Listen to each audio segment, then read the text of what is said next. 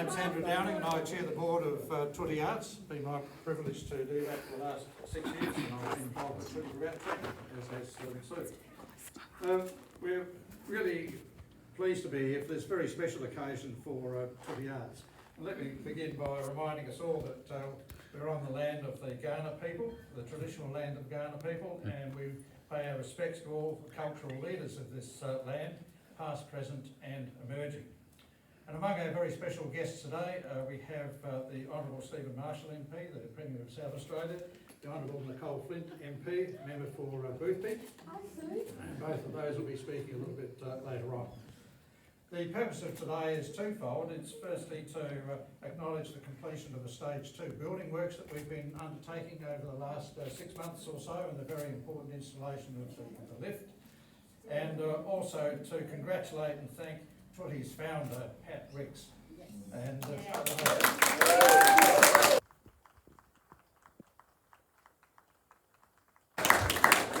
we'll have a bit more to say about that shortly. So I'll start off by just going through a little bit of the information about the building works.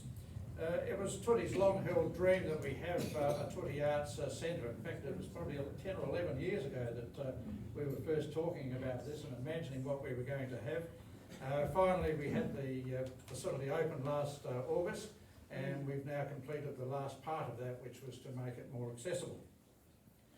It's really was intended to be a place for us to be both independent and able to be seen, to have our own clear identity, and it was also to provide for more artists and offer more art forms. And the site that we identified was this one at the former site of the St Teresa's Primary School. And I do acknowledge the assistance that we've had from the Brighton Catholic Parish, one or two people here today from the parish, and also from the Adelaide Archdiocese, who are really very, very helpful in ensuring that we're able to make good use of this former school. So we moved in April 2020 and Stage 1 was completed and Stage 2 got underway as soon as we could thereafter. We needed to raise some funds for that, and we were delighted to have Nicole come along to our AGM in April 2019 with a pledge to provide $150,000 from the federal government if they were re-elected. We've also very pleased to receive $50,000 from as a contribution from the South Australian government, Stephen. We had a number of Tootie champions who each carried out some grassroots fundraising to find another $50,000 for this project. We had some great partners. Yes, thank you. We had some great partners on this project, and I'd like to acknowledge the people that did all the building work for us. Sarah Constructions. We've got Nicole Thompson here today, the project manager. Also Oscar Clark, who was the project coordinator. From APP, who project managed the project, we have Chris Dixon and Celia Churnside. We had Grieve Gillard Anderson involved from the very early stages, 11 years ago, when they were drawing some concept plans for what we thought we might want as our own building. And even though we didn't go down that path, they were extraordinarily helpful in providing valuable advice. And then you get people like Justin Payne, who are just gems when it comes to assisting us. He's able to turn his hand to just about anything. Working with Sarah Construction and also with Silverton Building Services. I also want to acknowledge the contributions made by people within Tootie as well, particularly my colleagues on the Tootie Arts Board and also the senior leadership team at Tootie. All of the funders and partners were a pleasure to work with, and together we've delivered a great result which we're celebrating today. The arts program schedules and locations are being reviewed so that we can fully utilise the space at the Tootie Arts Centre, and I'd have to say it's almost completely full already. But the idea is to have as many artists with disabilities as possible being part of our programs and the projects that Tootie offers. So, because Nicole was involved at the early stage and she's here today representing the Federal Department of Infrastructure, Transport, Regional Development and Communications, I'm delighted to introduce Nicole to speak with us today.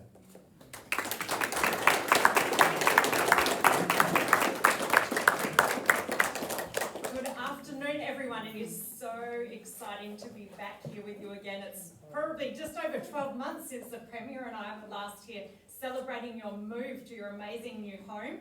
I won't speak for very long because we've got far more interesting and entertaining people to hear from than me today. We have the Premier, Stephen Marshall, of course. We have Pat Ricks, your amazing founder. But of course, the most important guest, we have TGIF singing for us. And I also know that I need to be really quick so we can get through everything so that Amy can have a selfie with the Premier. Because I know she's been very keen to get that done. So I was really delighted to be able to help contribute in a small way with some federal government funding to this incredible new location for Tutti Arts. I just got to go for my first ride in the lift with Linda and with Gail, so thank you Linda and Gail, we survived. It was very comfortable, very smooth, very comfortable, so I know that it will just improve things so much for people who need disability access, who can't use the stairs, whether you have mobility issues or whether you might just be a bit older or you've had an injury so you can't navigate stairs. So it's really, really important. It means that so many more people can access the incredible facilities upstairs, the art studios. I just chatted to Matthew and Jane and Jackie, and they showed me their incredible work, and it's just so exciting what you're doing here. I just want to conclude by sort of jumping the gun, but you know, I'm retiring at the next election, so I figure I can do whatever I like at this point in time. I just have a very small presentation for Pat. In August, I gave a little speech to the House of Representatives, speaking about how amazing Pat is. Who else thinks Pat Ricks is an amazing lady? Yeah. Pat is now immortalised in Hansard in federal parliament, so generations to come will know about her incredible work. Pat, I have printed out and framed up my speech to federal parliament for you, and I'd like to present that to you now. Thank you, Pat.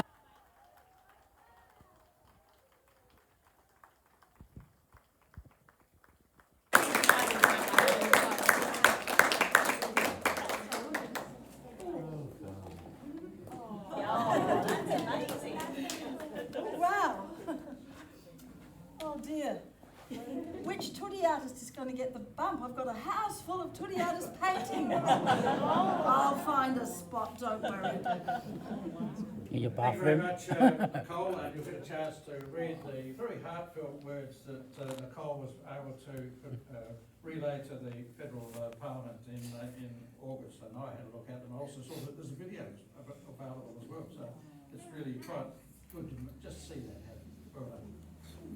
But we'll shift our focus now to Pat's retirement.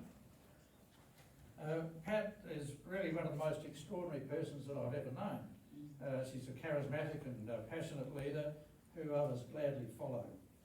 She's got this unshakable vision, belief and commitment that people living with disability should have wonderful opportunities to explore and develop their talents and to have their powerful voice through their art. So this incredible 24-year adventure started in 1997 with a singing group for 9 people living with disability. Then through growing demand and the addition of community members, it led to a larger choir being created. And the choir quickly gained recognition as the world's first inclusive choir. You all know that Tutti means everyone. And the Tutti Ensemble formed in 2001 with Pat as the artistic director. And the choir was invited to open the Kickstart Festival in Canada, in Vancouver. And 22 members made it there. We'd come from different parts of the world, so it was great to see. The inaugural Arts SA Mid-Career Fellowship recipient was Pat, and she wrote the opera My Life, My Love for the 2002 Adelaide Festival. And this was a memorable show because it was paid to packed audiences in the festival, and it was a memorable one because it really meant that for those audiences, disabled artists were being centre stage for the first time in an international arts festival.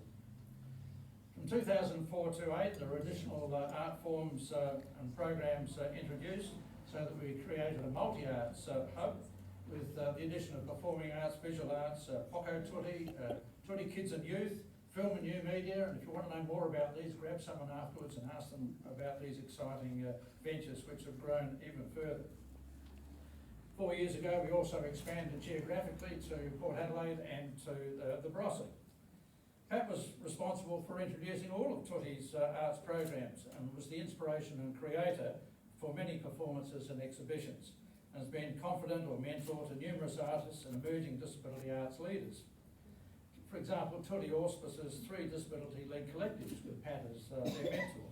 Assistants of Invention, we've got some of them here today. How many? 4? Oh, I've got all of them. The Sit Down, Shut Up and Watch biennial festival in the Barossa for film and new media. Last year they had over 600 entries from all around the world of short films to be shown, and they had over 3,000 people look at them. Company AT, Autistic Theatre, joined in 2002. It's one of the world's first performing arts ensembles where all members are on the autism spectrum. And we now have an adult ensemble as well as a program for teenagers. So Pat's and Toody's success and reach have inspired many inclusive choirs nationally, and Toody also enjoys strong links with kindred organisations worldwide. In 2020, Toody leased, refurbished and moved into this new art centre. Then COVID struck in 2020, and you think, what worse time could this be happening? But Toody actually converted all of its programs at that stage to online. So Pat and the team did a fabulous job with that.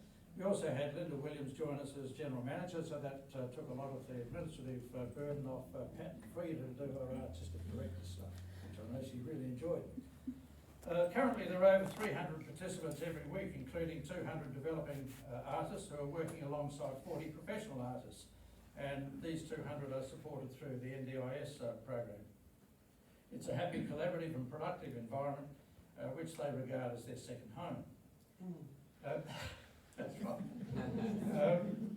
Toody's reputation has spread, and we do have a waiting list now for almost all of our programs, so that's a little problem we've got to somehow come to terms with. But Pat's leadership, ambitious vision and her amazing creativity, energy and passion have really propelled the organisation. We've introduced new art forms and programs, empowered Toody artists and transported them to places they and their families could scarcely have imagined.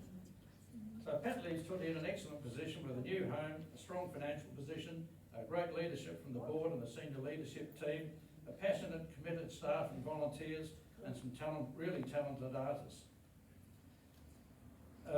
Now, we're very delighted to introduce and warmly welcome a new critical member of our team. That's Gail Mellis as our new Artistic Director, and if you haven't met Gail before, I hope you join me in welcoming Gail to Toody.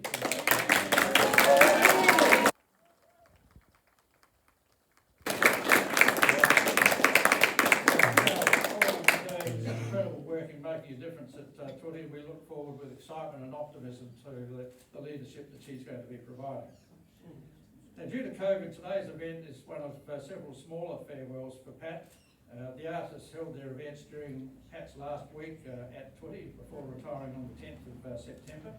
So we'd just like to show a short film now that captures the artist sentiments on that particular day. So roll that. Welcome everyone. Today we are here to acknowledge the incredible Pat Rex. One word to describe you. Hardworking. Fun. Amazing. Passionate. Resilient. Determined. Sweet. Warm and friendly, I suppose.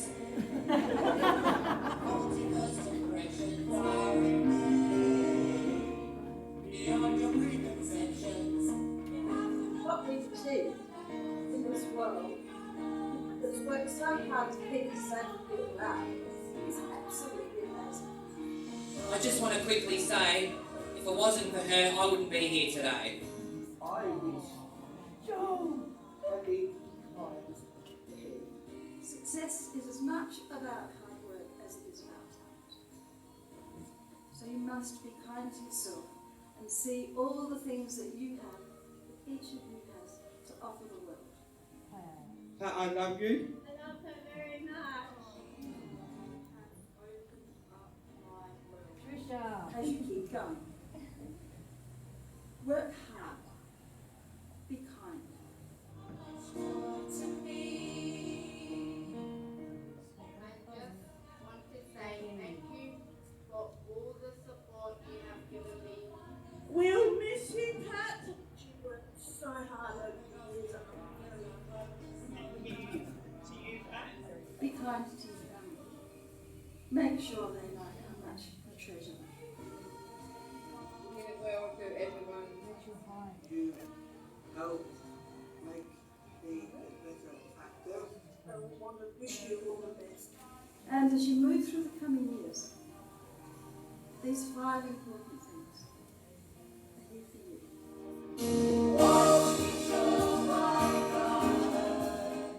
You are perfect, just the way you are. Thank you to Pat will help me out. You are braver than you believe. I just wanted to say good luck on your journey. You are stronger than you seem. I've done the most amazing things because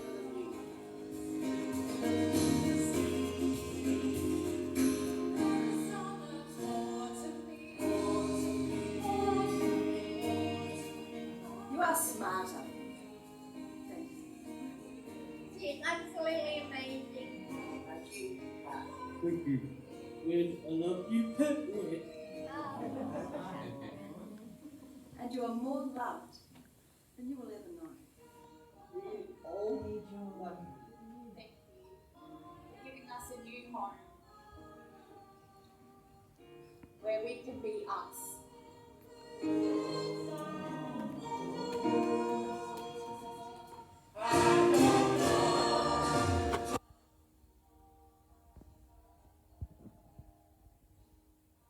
There are no words to truly reflect how much I miss you all. Pat, thank you so much. You are one in a million.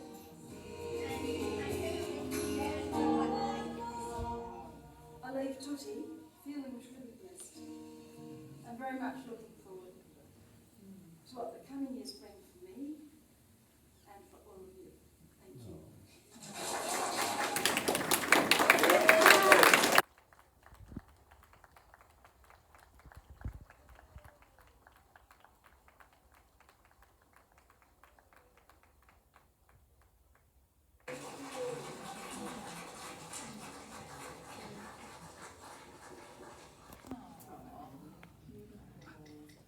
Right, fantastic. It's now my pleasure to introduce the Premier of the Arts Minister, Premier Stephen Marshall, and to invite him to speak.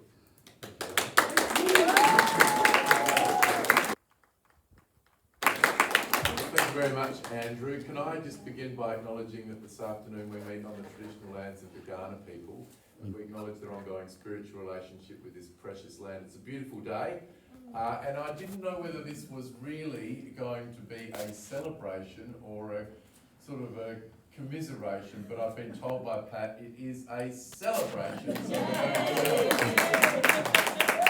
can I acknowledge my federal parliamentary colleague Nicole Flint, who has been such a great advocate for this place, both in terms of getting money, but just also telling everybody that she meets about the great work that happens here. To Andrew Downing, of course, who is the chair and gives so much of his time and effort into everything that needs to be done behind the scenes to make sure that this is a growing organisation which meets the current and future needs of people that are living with a disability who are interested in the arts, whether they be the performing arts or the visual arts or any part of the beautiful arts sector that we have here in South Australia.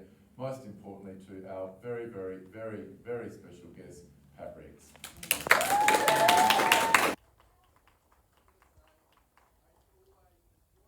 To come down here because it is a very special place. I always love getting down here, and it is wonderful to see the physical environment changing and improving. But really the most important thing whenever you come down here is just to meet people that are learning to, or being given the opportunity to develop their artistic practice, and that is something which I think is very special. It doesn't happen though without a huge amount of effort, and it started back in 1997 with those very, very humble beginnings here in South Australia, the vision of Pat. She's been supported well along the way. She's a modest person who always tells me about how everybody else is doing something wonderful to support her and her work, but you need leaders, you need people with vision, with drive, determination, and as I know, she's also got a very good ability to, well, basically she had me in the headlock for such a long time, but she always does it in such a beautiful way, but there was no way she was not going to get that lift, so I just thought, look, let's just do it. Stop those phone calls, those little messages, those love notes. Nigel, where's my lift? I've learned a lot from the artists. But it is absolutely fantastic.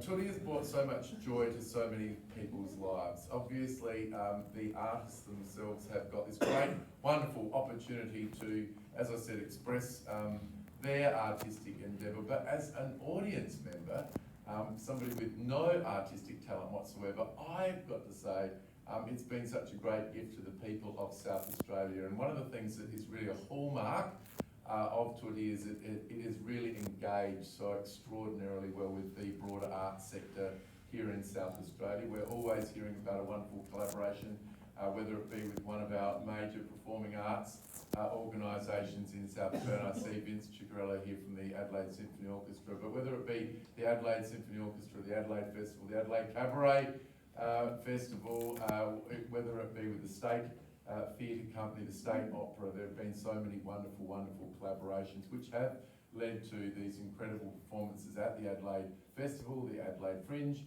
Festival, as I said, the Cabaret Festival, but also right across the world, because I'm not sure that everybody in South Australia knows, but they should know that this is an organisation with a global reach and a global ambition, and to have our artists that are living with a disability performing around the world is something I think that every South Australian should know and appreciate and be very, very proud of.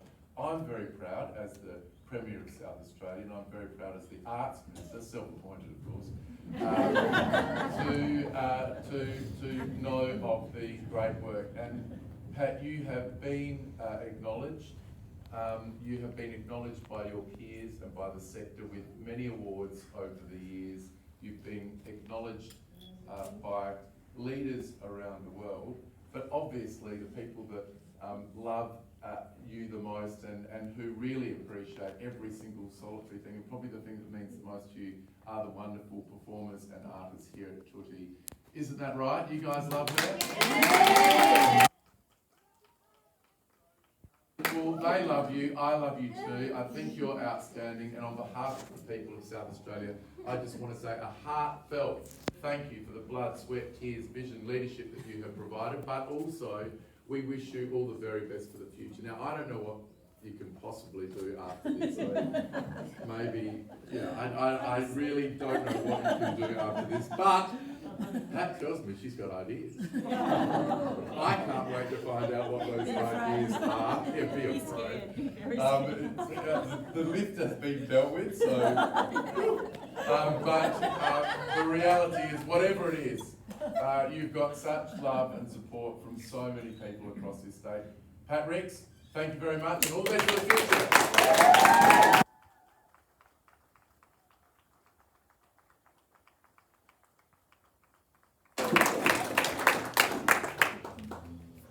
Thank you very much, Stephen, for that really strong support for Pat and recognition of Pat. She's really an extraordinary person. She started something at Tootie that's unstoppable, and I hear now that she's also unstoppable. So, but I am reminded of Tootie's, the words of Tootie's theme song. Art can shake you, art can break through. Should get these guys to say as well. All the false walls that this world conceives, art can free us so we can be us. Anything is possible, and it certainly has been. Yeah. So I invite Pat to speak.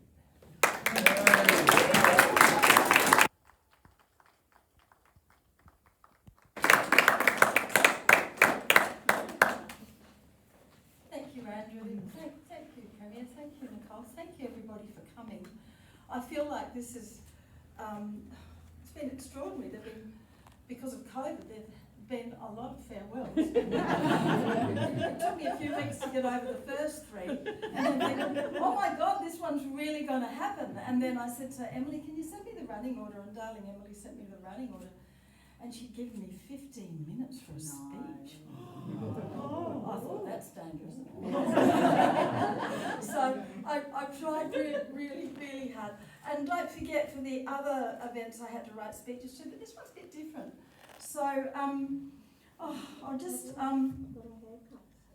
just want to say I couldn't be happier about Lift, and thank you to all those who supported it. Thank you to my neighbours, thank you to friends, family, people that I don't even know who donated to that Lift, but we've got it. Yeah.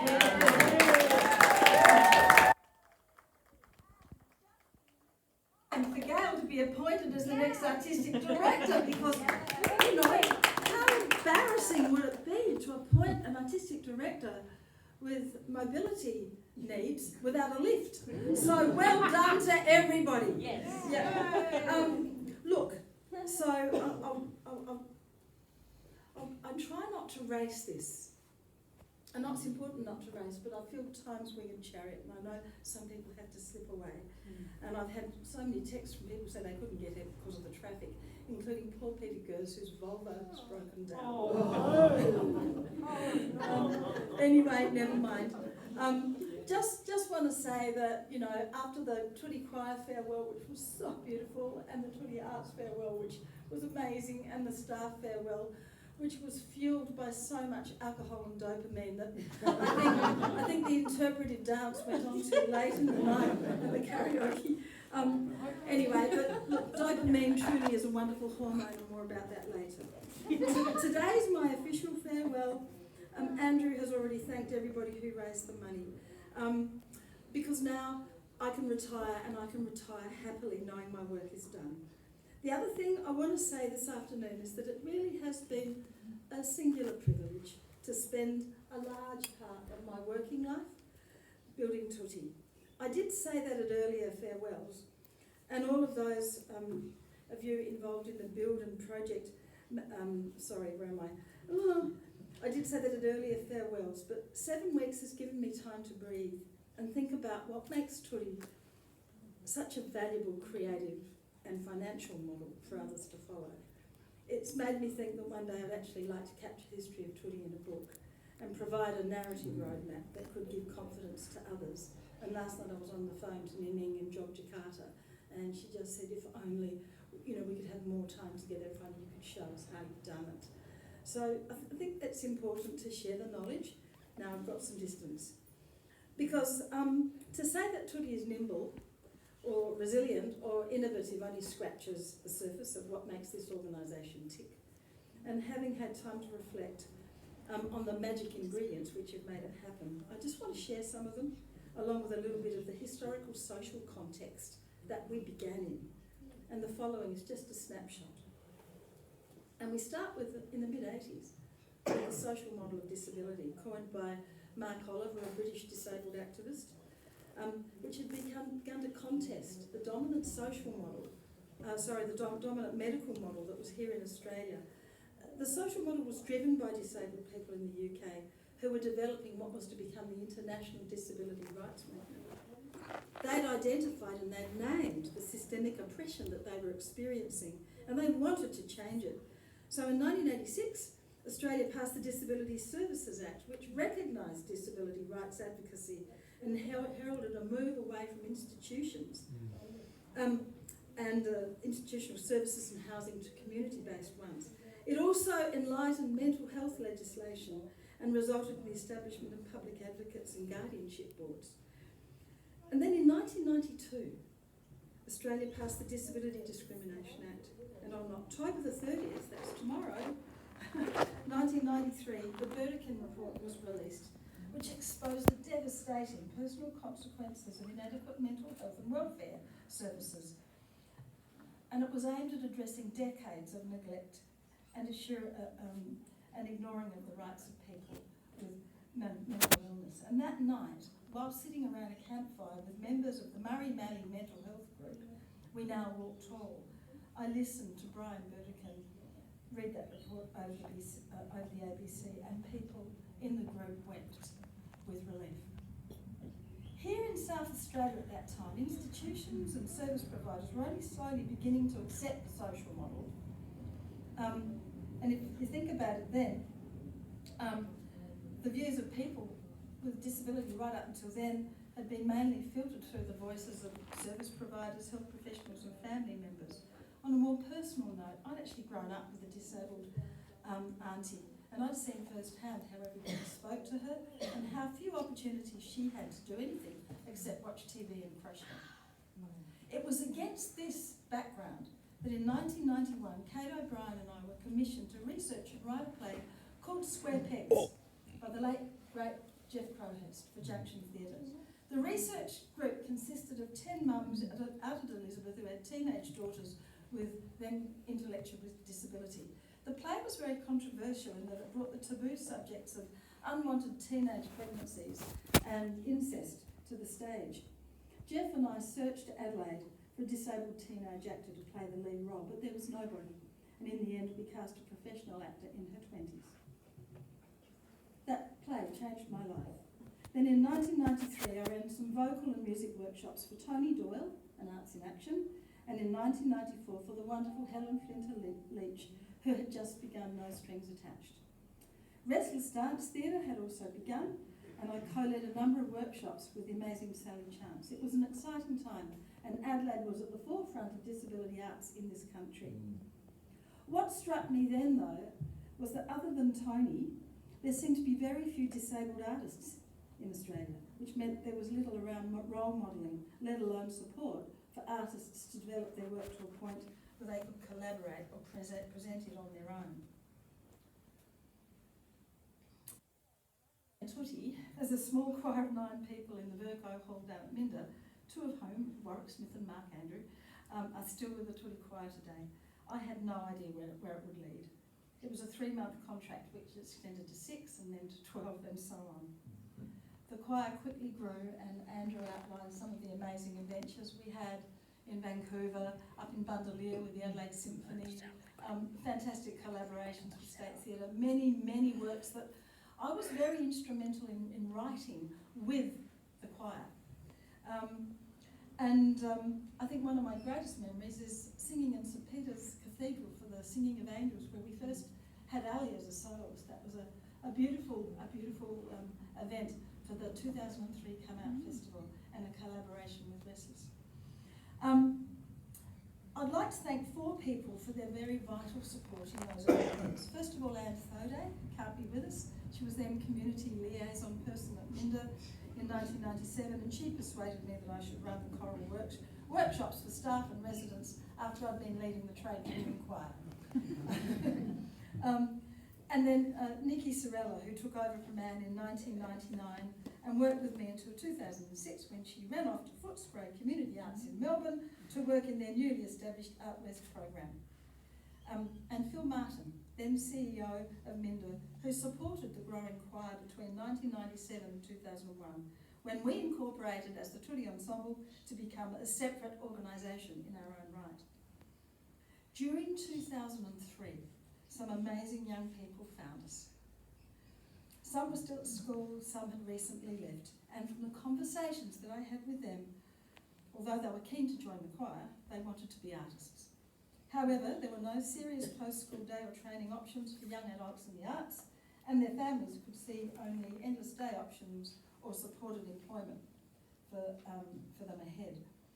And at this point, I have to acknowledge a man who's here today, a man who's very important to me, when I was trying to work out how to achieve changes in what was offered to disabled people, how to influence the perceptions of decision makers in the service and government sectors to support long-term change. Because the challenge was where to start. Ian Thompson was the director at Minda, and Ian sat and listened to me in 2004, and Ian didn't shake his head or say no when I said, Ian, we have a number of young people in the choir who want to be artists. They can't do this with a once-a-week rehearsal. They need to attend a program that runs at least 3 days a week. How can we make it happen? Where is he? Thank you, Ian. I won't go into how Ian helped me make it happen, but in late October 2004, after I'd returned from a research residency at Interact Centre in Minneapolis, which had inspired me, with Jeannie Calvert, we began Tootie Arts with 7 school leaders, several of whom now enjoy careers as professional artists and creators. Although the next year was a very steep learning curve. Although up until 2004, my major practice had still been outside the disability sector, yes, I was still maintaining connections with organisations all over the country that I was writing plays for or composing for. Establishing Tootie Arts as a viable program required a radical change in my mindset, not to mention my artistic ambition. It involved providing services, creating developmental projects and partnerships, and a lot of advocacy, because the number of barriers and their complexities which worked against inclusion in the arts even in 2004 seemed never ending. Ramps and rows were one thing, but entrenched attitudes which saw disabled artists as less than, or worse, objects of pity were harder to overcome. And that brings me to some of the challenges and the magic ingredient of dopamine. Amongst the early participants in Tootie Arts were a number of people with extreme behaviour due to mental health disorders. I knew that the rate of mental illness among people with learning disability was at least 2.5 times higher than that of the general population.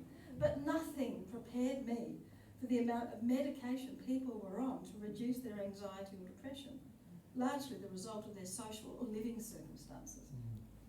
And if you think of the social model hormone as dopamine and the medical model hormone as serotonin, it goes a long way to explaining the fundamental differences between the two models of disability.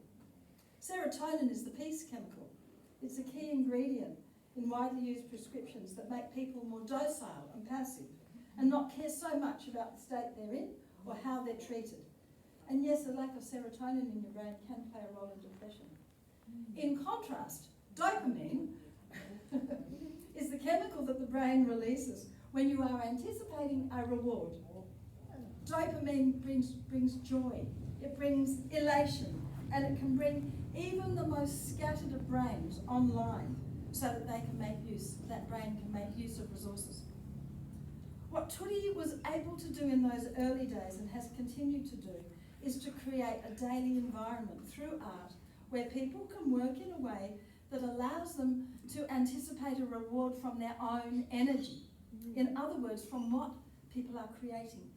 For the first time, this gave people with learning disability who'd often had little or no control over their own lives a feeling of control, so that somehow, within a surprisingly short time, the incidence of extreme behaviour was reduced.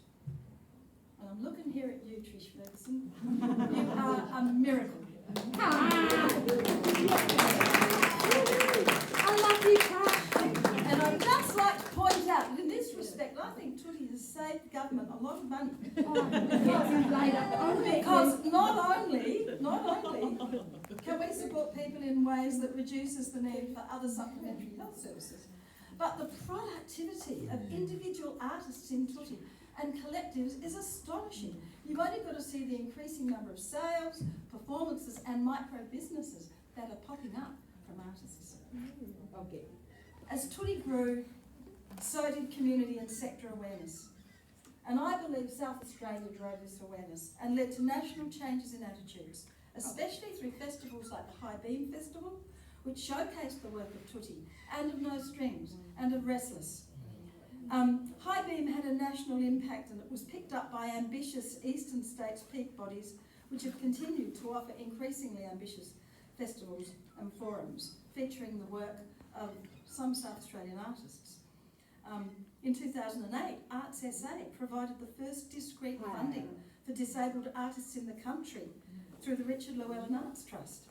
And I'll never forget the show Blind Date, featuring 5 disabled singers, myself and Chris Finnan, which was the result of our first application. That was a groundbreaking show. Yeah. The evolution of Tootie into a producing organisation has required a lot of adaptations in both board and staffing, each of which has been heavily shaped by the specific nature of the staff team and its work. Tuti retains its strong core purpose of making art, which is still rooted in the social model of disability and putting disability arts into the context of the wider world, wider public domain. But what has been important in the last few years and will continue to be important in the future is keeping Tuti on a human scale so that the people we are working with never become the other. Because when you know people personally, when everybody in the organisation knows each other, you share the humanity. Tuti is really about keeping connected and maintaining friendship. So looking back over a lifetime of shows that I've written, etc., things I've composed, and wanting so much to be an artist, I smile because I think that my greatest primary artistic achievement is probably Tuti.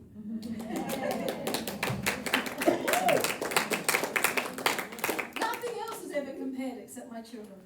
And I say this because Tuti took me over the edge into a state of creativity where I was working with human beings who also wanted to be artists and who were beginning to discover the power that making art gave them to be active, not passive, to think and to speak for themselves and not to be spoken for. Since 2010, it's meant I've focused increasingly on leadership by artists within the organisation. And Andrew's mentioned our disability-led collectives. The growth in the visual arts program has also supported the careers of many individual artists, notably 2018 Fringe Award winner Kurt Bezecki, 2019 Dawn Slade Fall Award winner Jackie Saunders, and multi-international award-winning digital artist James Kurtz. I'm here. It is meant that Tuti has not followed the touring company model adopted by so many others. Rather, we've evolved as more of a cultural community or a place which invests resources in and supports the vision of artists who work across many formats. Tuti is all about unlocking a lot of creativity, a lot across art and skill development. It's a highly personalised approach, and I think of it as a very honest proposition, because it means that when people sign up for Tuti, they know what they're getting. They know what they're getting. Where it will lead is up to them. Personally, the last 2 years have been an interesting coda to my career, as a number of projects have been delayed or in some cases shelved, which has been sad. Still, I can't imagine a better way to leave Tuti than having it safe, growing in these wonderful new premises and in such magnificent hands, with a great senior leadership team and new artistic directorship with Gail. After 24 years of working with such an awesome team of artists, arts facilitators and administration staff, it's hard to say goodbye, but like any parent, you know when to step back. So I've already thanked a few people, but I really would, I can't possibly thank everyone, but there are a few people.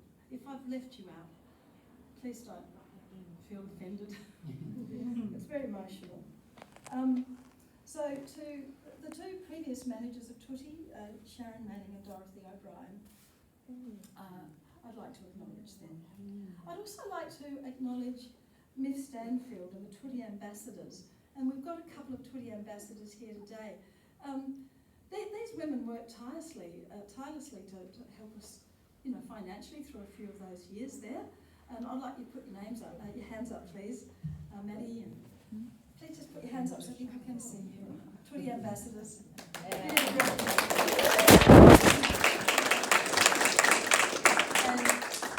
And I'd also like to thank Melanie Fulton, who started the visual arts program.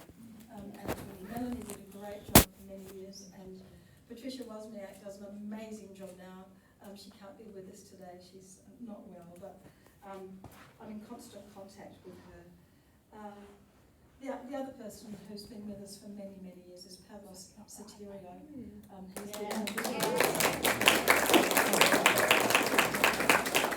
And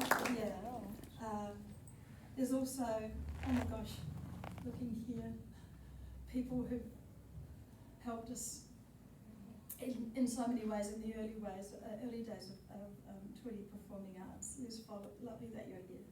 Really, thank you. Emu of Silence and Frog of Zipit.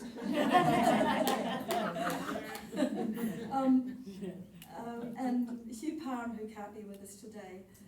Also, huge thanks to Stephen Gadlabadi Warwickshire Goldsmith, who was with us through so many productions in the early years. And thank you to our amazing choir directors who've been with us over the 24-year period. Philip Griffin, Jonathan Bly, Richard Chu, Laura Ellis, Brenton Shaw, Gabby Loper, and the wonderful Carol Young.